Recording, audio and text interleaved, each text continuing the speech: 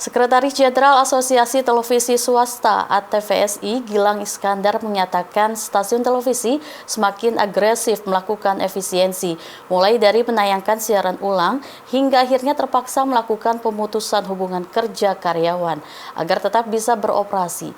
Dan menurutnya kondisi ini diperburuk dengan hadirnya pesaing baru, yaitu platform digital.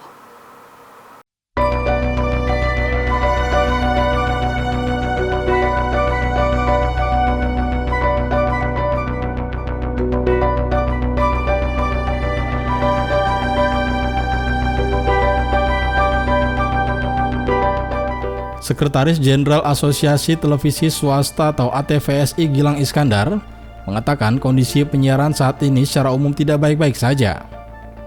Alokasi belanja iklan menurun, sedangkan capital expenditure atau CAPEX dan operating expenditure atau OPEX tetap harus dikeluarkan. Akibatnya, menurut Gilang, stasiun televisi semakin agresif melakukan efisiensi, mulai dari menayangkan siaran ulang sampai akhirnya terpaksa melakukan pemutusan hubungan kerja atau PHK karyawan agar tetap bisa beroperasi. Menurut Gilang, kondisi tersebut diperburuk dengan hadirnya pesaing baru yaitu platform digital, sementara kue iklannya tetap. Di sisi lain, tegas Gilang, media televisi wajib mematuhi berbagai peraturan dari sejumlah lembaga terkait bisnis, standar teknis penyiaran hingga pengaturan frekuensi. Pihaknya juga meminta agar pemerintah memperhatikan dengan serius televisi swasta di Indonesia, yaitu dengan cara membuat undang-undang penyiaran. Yang dilakukan saat ini tentu efisiensi, tidak ada kata-kata lain.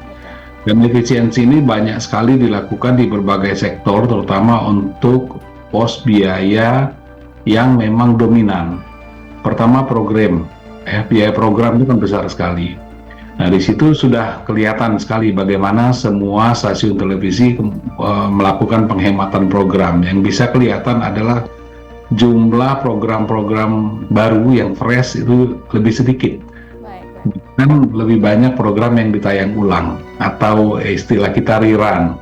Nah, itu tanda-tanda bahwa memang sedang dilakukan penghematan. Kedua, muncul program, kalau dulu kan orang TV itu cerewet sekali dengan standar broadcast-nya, audio, video. Sekarang ya sudah enggak, pokoknya yang penting ada aja dulu. Maka tidak heran kalau ada stasiun TV juga yang akhirnya kontennya ngambil dari, misalnya dari medsos, apa yang viral di medsos, kemudian dijadiin bahan seperti itu. Itu juga sebagai salah satu langkah penghematan.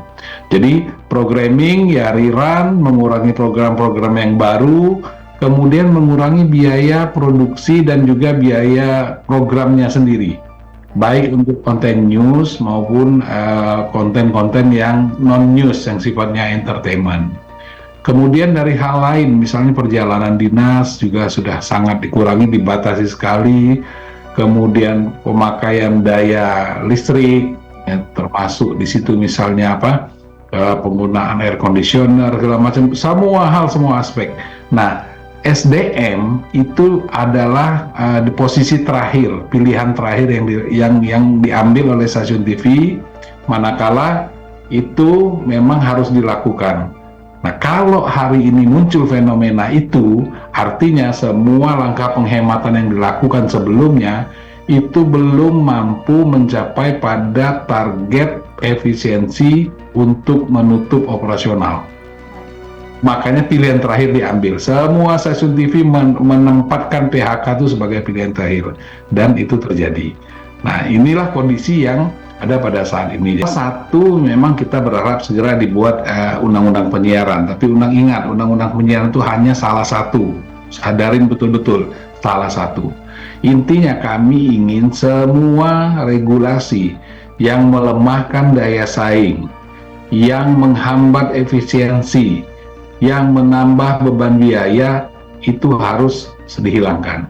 Nah, cuman persoalannya ini memakan waktu. Saya tidak tahu apakah ini 6 bulan, 1 tahun, karena ini berubah undang-undang. Jadi ada opsi lain yang bisa dilakukan dalam jangka pendek adalah keberpihakan oleh pemerintah terhadap media-media massa nasional, termasuk media penyiaran televisi. Tim TVMO memberitakan.